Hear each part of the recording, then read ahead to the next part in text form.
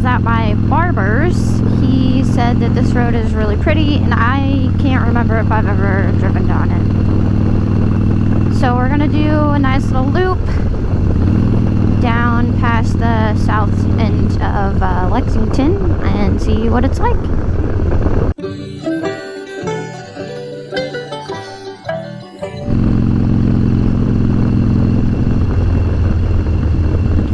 I thought maybe while going on this ride today, I would talk a little bit about just some of my thoughts on the impacts of COVID.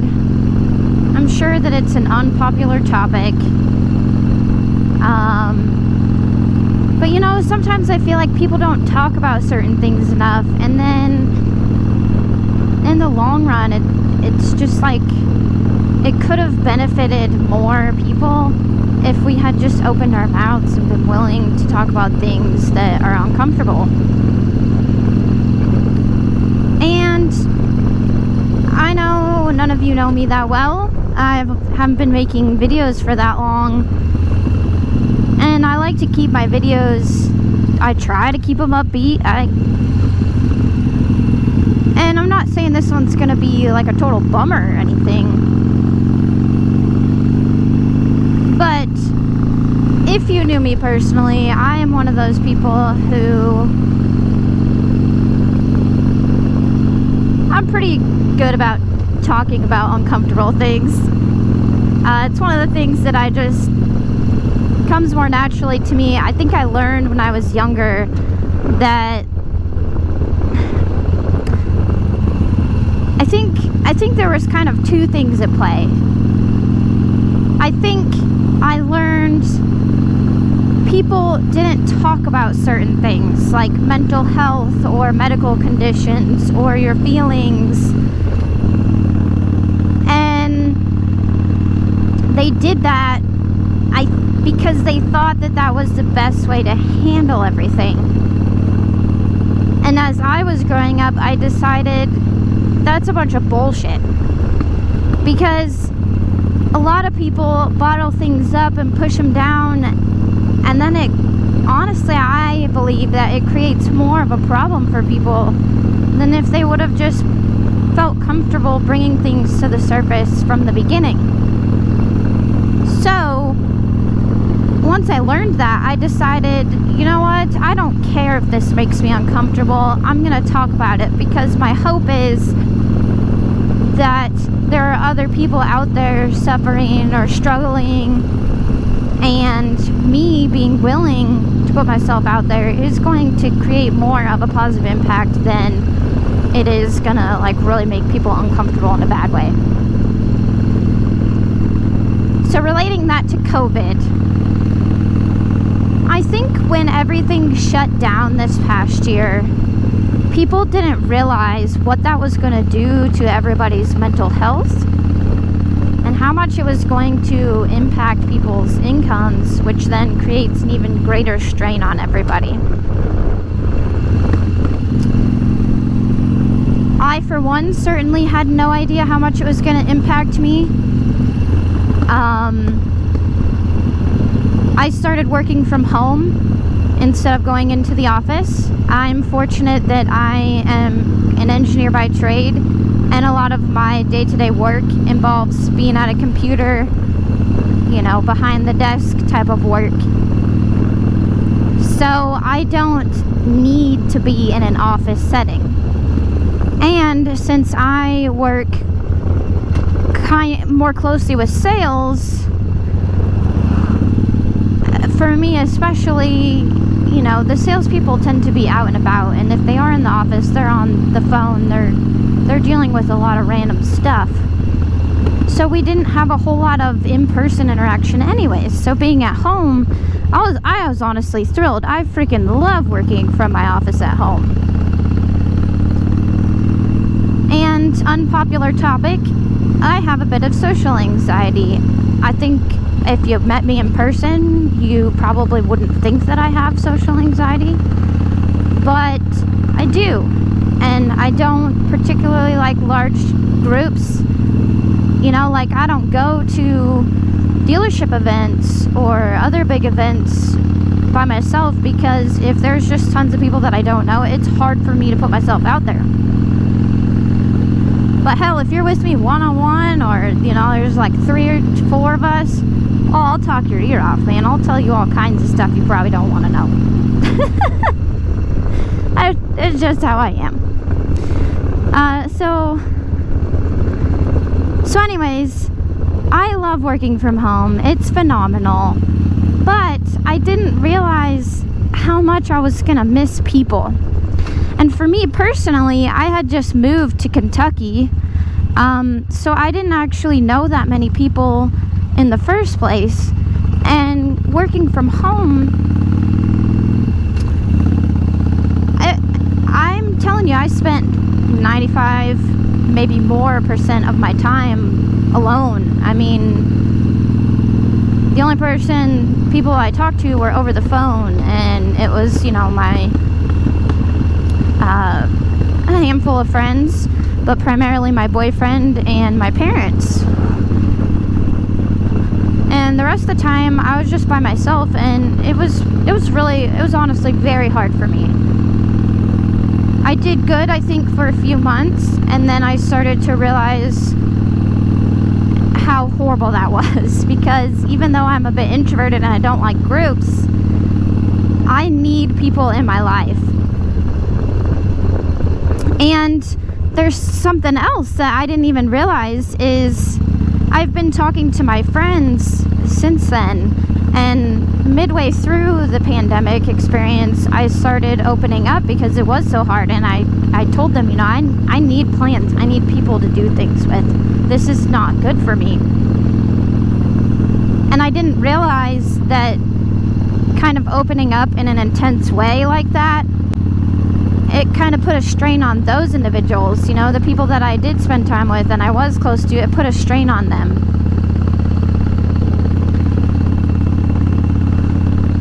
So, kind of like I said before I started this whole topic, I just want to share this with people because it really sucks,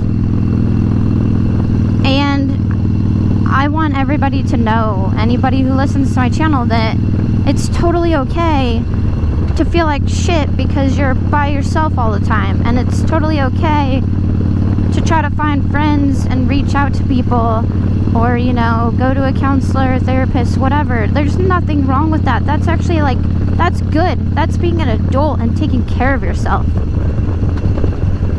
And it's an unpopular topic. I mean, people don't like to open up about that stuff. They really don't. But I want more people to feel comfortable with it. I do also want to add that while the pandemic was really hard, like, especially when you're moving here and you don't know anyone, it it sucked a lot, because I had just started getting into some meetup groups and trying to kind of like build my community of people and make friends, and everything shut down, everything canceled. And then everybody was so freaked out that you couldn't meet anyone, you couldn't make any friends. So being in a new place and not knowing anyone, like, that was horrible timing. I still don't, like, I wouldn't take it back, because I love it here, and moving here has been just, like, one of the best decisions that I've ever made in my life. But I do wish that there was, you know, sometimes I wish there was more support and it was easier to make friends. I really do.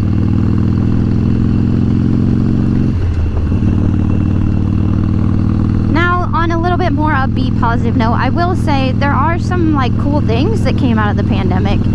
So, you know, before everything shut down, companies were really hesitant to have workers work from home 100% of the time. You know, they thought that all the younger generation would just, like, abuse the privilege to be at their house. You know, they wouldn't be productive, they wouldn't do things that they were supposed to be doing. And I think the pandemic has proven that you can be effective at home, it's not perfect for everyone. I have coworkers who have kids. You know, they've got 2 to 4 kids, and for them, being at home trying to work, it sucked because they were interrupted all the time. But for someone like me, I could almost like hyper focus. You know, I could just sit down and do what I wanted to do.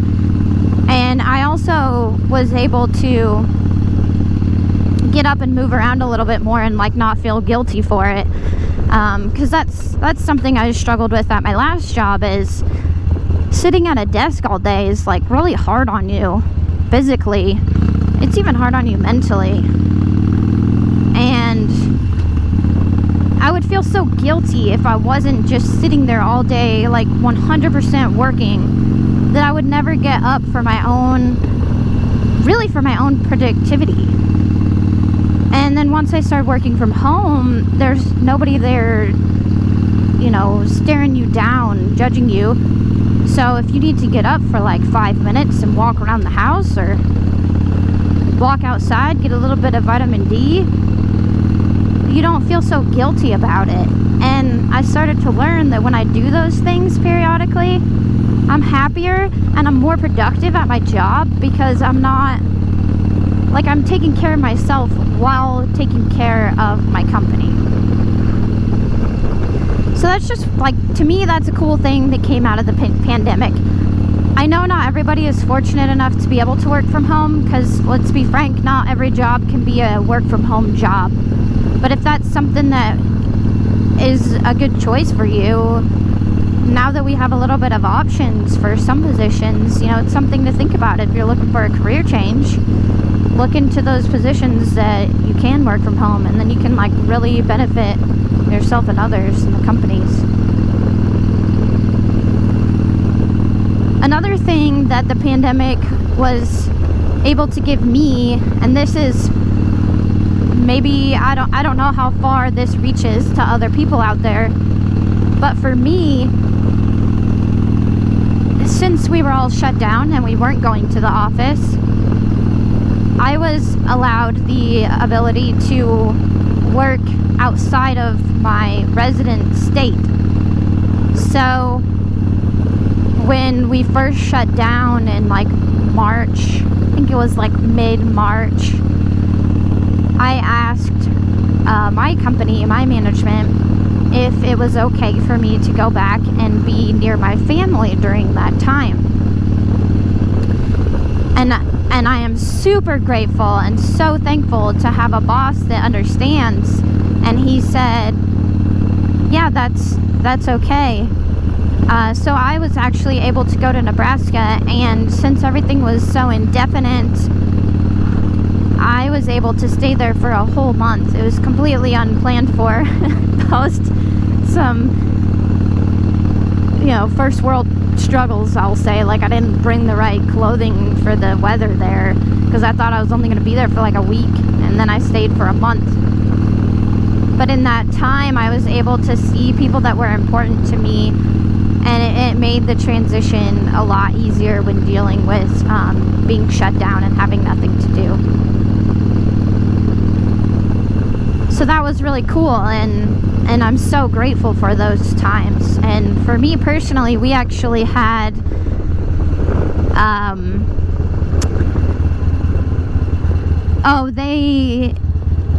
my company went through a handful of furloughs. So I was one of the groups of workers that we were furloughed for a short time. And it was early on in the pandemic, and my company made that decision because they believed that it was going to keep their employees with the company instead of having to lay people off. The thought was, well, if we can take some cuts now, then we're going to benefit financially. We're gonna come out on top. You know, we're gonna be okay. So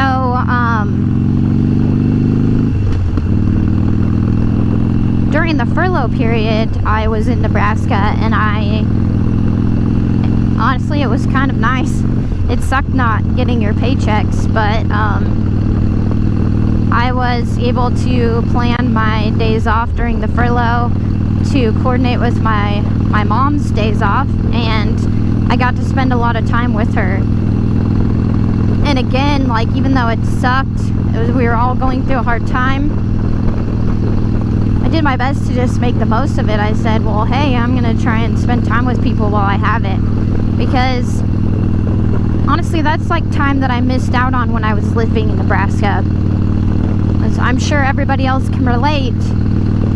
When I was in school, you know, college, going through my degree, you don't have a lot of downtime to see friends and family. And then I thought once I got a full-time job that I would have like more free time.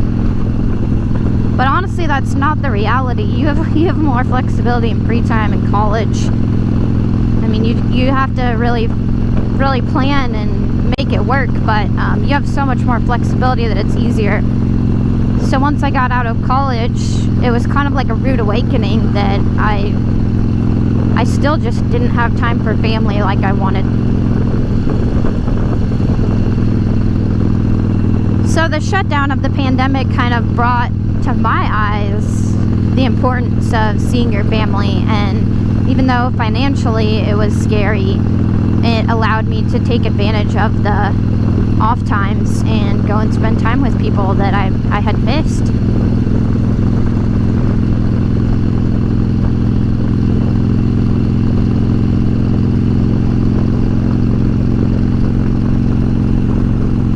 Like I said, I know COVID it's just an unpopular, controversial topic.